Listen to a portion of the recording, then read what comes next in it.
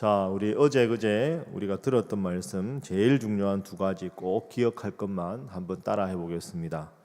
이미 약속된 복을 그 다음 뭡니까? 따라 하겠습니다. 순종을 통해 누린다. 중요한 게 복은 이미 약속되었다. 그 복을 받기 위해서 우리는 순종하면 되는 것이다. 이게 첫 번째였습니다. 어제 말씀드린 두 번째 주제에 따라만 하겠습니다.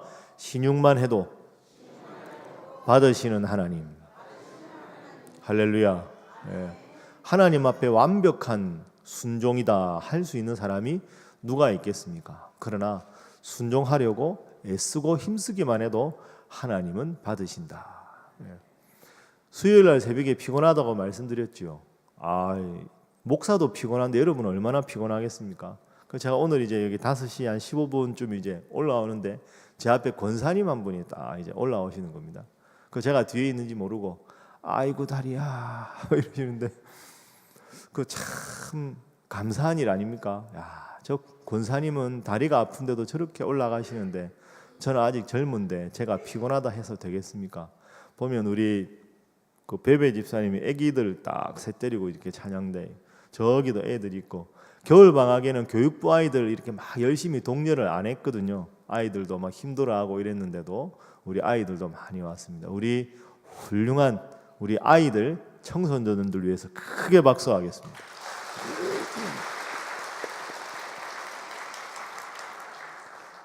오늘은 여러분 가지신 교재 8페이지 오베데돔이 받은 복에 대해서 잠시 말씀을 나누어 보겠습니다. 자, 항상 말씀드리지만 제목이 중요합니다. 따라하겠습니다. 오베데돔이 가정이 받은 복. 오베데돔이라는 사람의 가정이 오늘 하나님 말씀에 보면 큰 복을 받았습니다. 근데 여러분 기억해 보시면 오벳에돔이라는 사람은 우리가 익숙하게 잘 아는 사람은 아닙니다. 성경 전체 한 15번 정도 나오는 사람인데 오베데돔이라는 사람은 총 3명입니다. 오늘 본문에 나온 이 오베데돔이 하나님 앞에 복을 받은 사람인데 중요한 건 이 오베데돔은 이방인입니다. 하나님을 믿는 이스라엘 백성이 아닙니다. 오벳에돔이라는 말의 뜻은 에돔의 예배자 이런 뜻이거든요. 그러니까 에돔은 나라 이름도 되지만 이방 신의 이름도 됩니다. 그러니까 이방 신을 잘 섬기는 예배자 이런 뜻인데 그 오벳에돔이 하나님 앞에 큰 복을 받았다고 오늘 본문에 기록이 되어 있습니다. 하나님을 섬기지 않는 사람, 이름 자체가 이방신을 섬기는 사람인데 어떻게 하나님 앞에 큰 복을 받았을까? 이 질문을 가지고 오늘 본문 말씀을 살펴보도록 하겠습니다. 여러분 가진 교재 8페이지 죄송합니다. 본문의 배경을 잠시 보겠습니다. 첫 번째는 오늘 본문에 다윗이라는 인물이 나오죠. 자, 우리가 배경을 한번 생각을 해보면 이스라엘 초대 왕이 누굽니까? 대답을 안 하시면 제가 당황하지 않습니까? 사울이죠. 사울 다음이 누굽니까? 다윗입니다. 근데 이제 다윗이 왕이 되었습니다. 그런데 다윗이 왕이 되는 과정이 그렇게 평탄하지 않았습니다. 처음에는 작은 무리만 다윗을 따르다가 점점 다윗의 세력이 강해지자 사울이 다윗을 아주 박해합니다. 그러다가 천신만고 끝에 하나님 은혜로 다윗이 이제 왕국 전체를 통일하고 왕이 되었습니다. 그런데 다윗 입장에서는 이제는 사울을 이어서 하나님께서 나를 왕으로 세우셨다 하는 객관적인 완벽한 보증이 필요했던 거죠. 그 보증이 뭐냐? 법궤입니다. 그러니까 여러분 기억해 보시면 출애굽할 때도 법궤가 하나님이 함께 하신다는 상징이죠. 그러니까 사울이 왕이지 다윗이 왕이냐 이렇게 생각하는 사람도 있을 텐데 다윗이 자기의 거처에 하나님의 법궤를 옮겨두었다 하는 말은 모든 이스라엘 사람들 보기에 하나님의 법궤가 다윗과 함께 하는 걸 보니 다윗이 하나님의 마음에 합한 사람이구나 하고 공식적으로 인정을 할 수 있는 게 제일 중요한 게 법궤였습니다. 그래서 다윗이 왕국이 안정되자마자 하나님의 법궤가 저 먼 곳에 있었는데 그 법궤를 가지고 다윗성에 가지고 오는 행사가 벌어지는 날입니다. 여러분 다윗이 정말 기뻤을 겁니다. 법궤만 다윗성에 도착하면 이제 모든 백성들이 나를 왕으로 인정할 것이고 나의 왕국은 평탄하게 될 것이다. 정치적으로는. 영적으로는 하나님이 이제 나와 함께 하신다는 걸 내가 분명히 확신하고 온 백성이 확신할 수 있겠구나. 다윗이 너무너무 기뻐하면서 법궤를 다윗성으로 옮기고 있습니다. 자, 이렇게 기억을 하시고 오늘 본문 말씀이 13장인데 2절 말씀, 13장 2절과 3절 말씀 우리 화면 보면서 한번 읽어보겠습니다. 자, 함께 읽습니다. 시작. 다윗이 이스라엘의 온 회중에게 이르되 만일 너희가 좋게 여기고 또 우리의 하나님 여호와께로 말미암았으면 우리가 이스라엘 온 땅에 남아있는 우리 형제와 또 초원이 딸린 성읍에 사는 제사장과 레위 사람에게 전령을 보내 그들을 우리에게로 모이게 하고 우리가 우리 하나님의 궤를 우리에게로 옮겨오자 사울 때에는 우리가 궤 앞에서 묻지 아니하였느니라 하매 아멘. 그래서 이 법궤를 옮길 때 다윗하고 몇몇 수하들만 옮긴 게 아니라 지방에 있는 모든 제사장들, 레위인들, 모든 백성들을 다 불렀습니다. 그래서 법궤가 다윗성으로 들어가는 걸 보게 하면 하나님이 다윗과 함께 하시는 걸 느끼게 할 수 있겠다. 다 불렀다는 거죠. 그래서 법궤를 옮깁니다.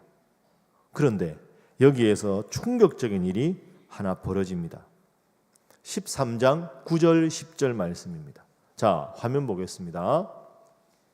함께 읽습니다. 시작. 기돈의 타작마당에 이르러서는 소들이 뛰므로 웃사가 손을 펴서 궤를 붙들었더니 웃사가 손을 펴서 궤를 붙들므로 말미암아 여호와께서 진노하사 치심에 그가 거기 하나님 앞에서 죽으니라. 아멘. 성경 읽다 보면 좀 때로 무서울 때가 있죠. 이건 좀 이해가 안 된다. 자, 하나님의 법궤를 옮기는데 수레에다가 법궤를 실었습니다. 그리고 그 법궤를 앞에 소가 끌게 합니다. 여러분이 상상을 해보면 양쪽으로 수많은 사람들이 다윗과 더불어 도열을 해 있고 중간에 수레가 있고 수레 위에 법궤가 실려 있고 소들이 이제 쭉 이렇게 법궤를 싣고 들어오는 겁니다. 그런데 9절 말씀해 보면 기론의 타작마당에서 소들이 갑자기 뭘 보고 놀랐는지 확 뜁니다. 그 소들이 확 뛰니까 수레에 담겨있던 그 법궤가 중심이 갸우뚱 흔들리니까 법궤가 떨어지려고 하는 거죠. 법궤가 하나님의 법궤가 땅에 떨어지면 얼마나 안 되는 일입니까? 웃사라는 사람이 깜짝 놀래가 법궤를 손으로 잡았습니다. 떨어지지 말라고.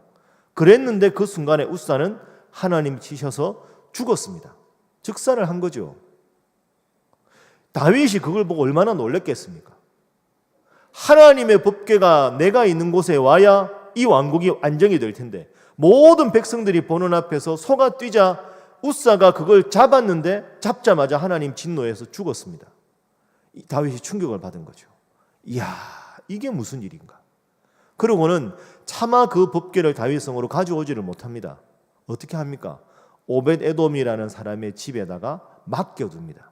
얼마 동안? 석 달 동안. 자, 그것이 오늘 본문의 핵심적인 내용입니다. 오늘 본문에서 아주 중요한 교훈이 있습니다. 법궤는 하나님의 임재, 하나님의 복의 상징입니다. 그런데 그 하나님의 복을 얻기 위해서 우리가 꼭 기억해야 될 세 가지가 있습니다. 첫 번째는 8페이지 아래쪽에 보십시오. 자, 2번 하나님을 향한 이 부분입니다. 우리 함께 읽어봅니다. 시작. 하나님을 향한 의도가 아무리 좋더라도 그 시행 방법과 절차도 하나님의 뜻에 맞아야 한다. 아멘. 하나님이 나와 함께 하신다. 하나님이 나와 함께 하시는 걸 늘 확인하며 정치를 하겠다. 의도가 참 좋았습니다, 다윗이. 그런데 방식이 틀렸습니다. 하나님의 법궤는 수레에 운반하는 게 아닙니다. 그래서 웃사가 죽은 겁니다. 하나님께서는 하나님의 법궤를 옮길 때 어떻게 옮기라고 이미 말씀을 주셨습니다. 자, 그 말씀을 우리가 생각을 한번 해보면 레위 사람이 어깨에 메고 법궤를 항상 옮기라 하나님이 말씀을 하셨습니다. 그런데 여러분 생각해 보십시오. 아까 우리가 13장 2절 3절 읽을 때 다윗이 초청한 사람 중에서 제사장과 레위인이 있습니다. 제사장과 레위인들은 가장 하나님의 법궤에 대해서 정통한 사람들입니다. 다윗이 여기서 실수를 한 겁니다. 정치적인 자기 열망이 너무 강해서, 나의 모든 왕국이 하나님께서 보증한다는 정치적 열망이 너무 강해서 그 열망을 이루기 위해서 제사장과 레위인들을 불렀지만 그들에게 묻지를 않았습니다. 하나님의 법궤를 어떻게 옮겨야 하는지 물었으면 우사가 안 죽었을 것 아닙니까? 목적이 너무 강한 나머지 하나님 원하시는 방식이 무엇인지, 하나님 원하시는 뜻이 무엇인지 묻지 않았다는 것이 다윗의 첫 번째 잘못입니다. 자, 오늘 우리도 이런 모습이 꽤 많이 있습니다. 뭐로 가도 서울만 가면 된다. 방법은 아무 때나 해도 된다. 목적만 좋으면 되지. 목적이 수단을 정당화하는 경우가 많습니다. 자기 목적이 너무 강해서 하나님 원하시지 않은 방식대로 선택한 것, 그것이 끔찍한 재앙을 일러오게 되었다 하는 거죠. 여러분, 그렇습니다. 하나님께서 올 한 해 우리에게 주셨습니다. 하나님께서 여러분에게 주신 기도 제목이 있고, 하나님께서 여러분에게 꼭 이루기를 원하는 강한 열정 어린 기도 제목이 있을 겁니다. 그러나 그 길을 걸어갈 때 우리가 하나님을 믿는 사람이기에 항상 순리대로, 항상 은혜로운 방법으로, 하나님 보시기에 목적이 아름다우면 수단도 아름답고 방식도 아름답고, 그렇게 해서 순리대로 여러분 하나님 원하시는 기도 제목을 다 이루시는 한 해가 되시기를 주님 이름으로 축복합니다. 저를 따라하겠습니다. 목적이 좋으면 방법도 좋아야 합니다. 그러니까 올 한 해 여러분 선교회 모임을 하거나 부서 모임을 할 때도 항상 기도로 시작하고 기도로 끝을 내고, 하나님 원하시는 대로 항상 모든 일이 원칙에 맞게 공명정대하게 순리대로 잘 풀어가셔서 하나님 일을 한다는 명분을 가졌는데 시험에 들거나 상처를 주거나 상처를 받거나 그런 일 없이 모든 일 잘 해나가시기를 주님 이름으로 축복합니다. 옆에 분들 인사하겠습니다. 잘하시기 바랍니다. 다시 합니다. 잘하실 줄 믿습니다 하겠습니다. 자, 두 번째 교훈입니다. 두 번째 교훈은 다윗의 약점이 아니라 다윗의 장점입니다. 8페이지 밑에 3번, 다윗의 훌륭한 태도는 다시 하나님의 말씀으로 돌아갔다 하는 거죠. 자, 15장 2절 말씀 뒷장 넘기면 우리 화면 보겠습니다. 15장 2절, 자, 함께 읽어봅니다. 시작. 다윗이 이르되 레위 사람 외에는 하나님의 궤를 맬 수 없나니 이는 여호와께서 그들을 택하사 여호와의 궤를 메고 영원히 그를 섬기게 하셨음이라 하고 아멘. 자, 보세요. 화면 보세요. 다시 화면 틀어주세요. 네. 레위 사람 외에는 하나님의 궤를 맬 수 없다. 근데 아까 누가 끌었습니까? 소가 끌었습니다. 수레. 잘못된 거죠. 왜 그러냐? 하나님께서 레위 사람들을 택하셔서 하나님의 궤를 어깨에 메고 섬기게 하셨다. 여러분, 이게 다윗이 훌륭한 점입니다. 다윗은 잘못되었으면 어디서 잘못되었는지를 깨닫고 다시 하나님 말씀으로 돌아간 겁니다. 자, 우리에게 한번 생각해 보겠습니다. 여러분, 저나 여러분이나 얼마나 하나님 앞에 잘못할 때가 많습니다. 많습니까? 잘못은 다 하는 거지요. 문제는 잘못을 끝까지 고집하느냐, 잘못한 걸 하나님 앞에 회개하고 돌아오느냐, 이게 문제입니다. 다윗은 아차, 내가 하나님 잘못했습니다. 다시 하나님 원하시는 방식대로 바꾸겠습니다.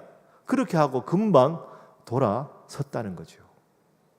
우리가 잘못할 수 있으나 핵심은 회개하는 것입니다.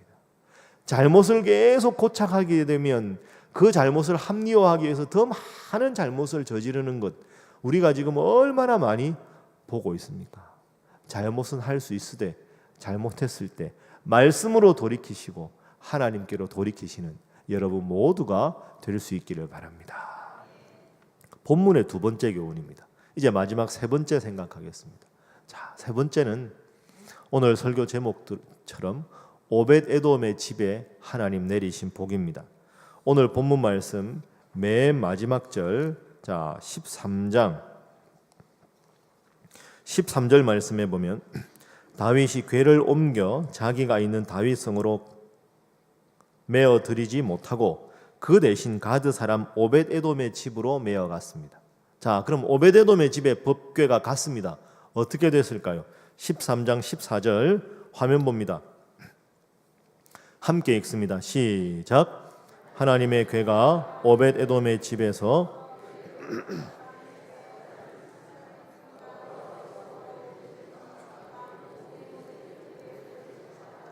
아멘. 하나님의 궤가 이제 다윗성으로 못 들어오고 오벳 에돔의 집에 있었습니다. 그런데 그 법궤가 있었다는 이유로 석 달 동안 오벳 에돔이 큰 복을 받습니다. 그런데 오벳 에돔이 왜 선택되었을까? 성경은 말하지 않습니다. 짐작할 수 있죠. 베렛 우사가 죽고 이러니까 가까운데 좀 맡길 데 없어? 한번 알아봐. 오벳 에돔이 있습니다. 야, 니네 집에다가 3개월만 좀 얼마 가지고 있어라. 그리고 재앙이 없어지면 내가 가져오겠다. 여러분 입장 바꿔 생각해 보십시오. 오벳 에돔 기뻤을까요? 심각합니다. 이게 이 법궤 손만 대도 죽었는데 이 오벳 에돔이 아이고 내 팔자야, 내가 왜 이러나, 이런 생각 안 했겠습니까? 그리고 더 중요한 게 있습니다. 원래 사울 왕이 블레셋하고 전쟁을 할 때 법궤를 빼앗겼습니다. 그래서 사실은 법궤가 다윗성에 들어오기 전에는 처음에 어디 있었느냐? 블레셋에 있었습니다. 그러니까 블레셋 사람들이 너무 기뻐했죠. 야, 저 이스라엘 백성들이 섬기는 법궤가 우리한테 왔으니 쟤네들은 아무 힘도 못 쓸 것이다. 그리고 처음에 어디다가 법궤를 두었느냐? 블레셋 사람들이 섬기는 다곤 신전에다가 법궤를 딱 두었습니다. 뭐 신전에 모셨으니 니네들끼리 친하게 지내라, 이런 뜻이겠죠. 그런데 그 다음날 딱 가보니까 법궤는 멀쩡한데 법궤 앞에 있는 다곤 신전의 신들이 다 넘어져서 부서져 있었습니다. 그걸 보고 깜짝 놀랐지요. 이야, 이 법궤가 보통 게 아니구나. 그래서 다른 곳으로 옮겼습니다. 그런데 법궤가 옮겨지는 곳마다 심한 독종이 생겨가지고 그 마을 사람들이 다 심각한 병을 앓는 거죠. 여기 옮겨도 안 되고 저기 옮겨도 안 되고 법궤가 있는 곳마다 심각한 재앙이 생깁니다. 그래서 결국 우여곡절 끝에 야, 블레셋 사람들이 도저히 안 되겠다. 그러다가 이제 다윗이 그걸 알고 다윗이 가지고 다윗성에 가는 겁니다. 하나님의 능력이 대단하구나. 하나님의 능력이 우리 다윗성에 함께 해야지. 그런데 오다가 또 우사가 손댔다고 죽었습니다. 누가 법궤를 좋아하겠습니까? 오벳 에돔은 인간적으로 보면 참 재수가 없는 사람입니다. 큰일 났다 싶었죠. 그리고 오벳 에돔 이름 뜻이 뭡니까? 이방신에게 예배하는 사람. 걸려도 아주 잘못 걸린 거죠. 그런데 오벳 에돔이 복을 받았습니다. 왜 복을 받았을까요? 오늘 본문에는 구체적으로 나오지 않습니다. 그러나 우리가 짐작할 수 있지요. 모든 다른 사람들 보기에는 두려움의 대상이었고 저주의 대상이었지만 하나님의 임재를 상징하는 이 법궤가 내 집에 들어왔으니 내가 부담스러워도 걱정스러워도 하나님의 법궤를 잘 모시리라, 그 마음이 오벳 에돔의 집에 있었던 거죠. 그래서 하나님은 그 마음을 기쁘게 보신 겁니다.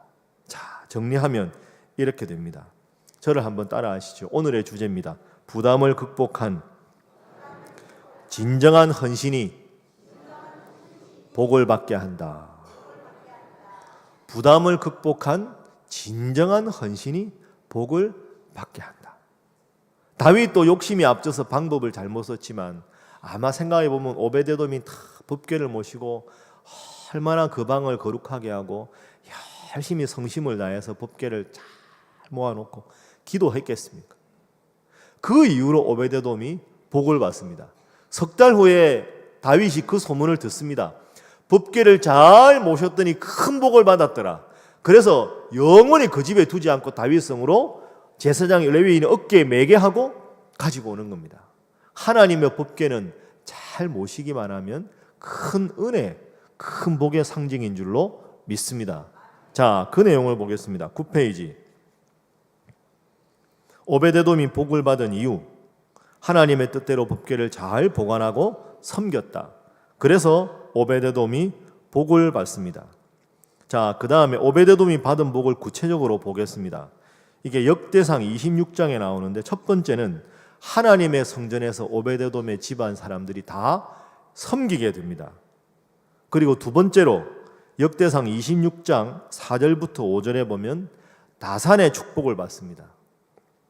8명의 자녀가 있고 후손 포함 62명입니다. 자손이 많죠. 세 번째, 이 오베데돔의 후손들에게 탁월한 능력과 재능이 임하는 복을 받습니다. 자, 이거 한번 확인해 보겠습니다. 화면 보겠습니다. 역대상 26장 8절 말씀. 자, 화면 보면서 함께 읽어봅니다. 시작. 이는 다 오벳에돔의 자손이라. 그들과 그의 아들들과 그의 형제들은 다 능력이 있어 그 직무를 잘 하는 자이니 오벳에돔에게서 난 자가 62명이며 아멘. 자, 화면 그대로 놓고 다시 한번 보겠습니다. 62명. 그런데 보십시오. 오벳에돔, 그의 아들들, 그의 형제들, 그러니까 온 집안의 62명이 다 능력이 있고 직무를 잘 행했다. 여러분, 이게 큰 복입니다. 이방신을 섬기는 사람이라는 이름을 가진 오베데돔이 이방인인데 레위인만 섬길 수 있는 하나님의 성전의 직무를 맡았고, 오베데돔만이 아니라 그의 모든 형제들, 그의 모든 자손들이 레위인과 똑같이 하나님의 성전에서 섬길 수 있었는데 직무도 다 잘 행하고 다 능력을 받았다. 무슨 말일까요? 오베데돔도 복을 받고 그의 형제들도 그 복을 받고 그의 자자손손이 복을 받았습니다. 무엇 때문에? 석 달 동안 하나님의 법궤를 잘 모신 것 때문에. 진짜 이건 수지 맞은 장사 아닙니까? 3개월간 잘 해가지고 자자손손이 복을 받았습니다. 우리 하나님은 조금만 잘해도, 어제 말씀드린 대로 신용만 해도 복을 주시는 하나님이신 줄로 믿습니다. 그러니 여러분, 이 2017년 정초에 송구영신 예배부터 끊임없이 달려와서 피곤하고 힘들지만 이렇게 특별 새벽기도 나오신 여러분에게 하나님 크신 복으로 채워주실 줄로 믿습니다. 이럴 때는 크게 하면 하는 겁니다. 크신 복으로 채워주실 줄로 믿습니다. 3개월 투자해서 온 가문이 복을 받았습니다. 여러분, 피곤해도 이를 악물고 새벽에만 나올 게 아니라 오늘 저녁에도 나오고 내일 저녁에도 나오고 금요일 저녁에도 나오고 허락하면 새벽기도 1년 내내 나오겠다. 반응이 왜 이렇습니까? 항상 하나님 앞에 나와 힘쓰시는 여러분 모두가 될 수 있기를 바랍니다. 자, 말씀을 정리하겠습니다. 신용만 해도 복을 주시는 하나님. 그리고 오베데돔은 법궤가 들어올 때 부담스러웠을 겁니다. 그러나 그 부담을 진정한 순종으로 승화시켰을 때 하나님 모든 자손까지 복을 주셨습니다. 마무리합니다. 올 한 해도 여러분에게 하나님께서 직분을 주셨습니다. 여러분, 직분 맡아 감당하는 게 사실 솔직히 인간적으로 생각하면 얼마나 부담입니까? 올해는 쉬면 좋겠다. 근데 안 되면 안 된다 그러니까 또 하고 또 하고. 여러분, 다 직분이라는 게 부담스러운 거죠. 그런데 부담스러운 직분이지만 오베데돔이 법궤가 저주의 상징이었지만 하나님 뜻대로 법궤를 모셨을 때 큰 복을 받은 것 기억하시고, 올 한 해도 여러분 하시는 일이 때로 힘들고 부담스럽고 지치고 쉬고 싶으나 이왕 하나님 주신 직분, 하나님 주신 직분을 최선을 다해서 잘 감당함으로 하나님께서 오베데돔과 그의 온 가문에게 주신 그 큰 복을 받아 누리시는 우리 살아가는 모든 성도 되시기를 주님 이름으로 축복합니다. 함께 기도하겠습니다. 자, 오늘은 이렇게 기도하겠습니다. 하나님을 향한 좋은 의도를 가지고 과정과 절차도 순리대로 하게 하여 주옵소서. 하나님, 우리가 잘못했을 때마다 말씀으로 돌이키게 하여 주옵소서.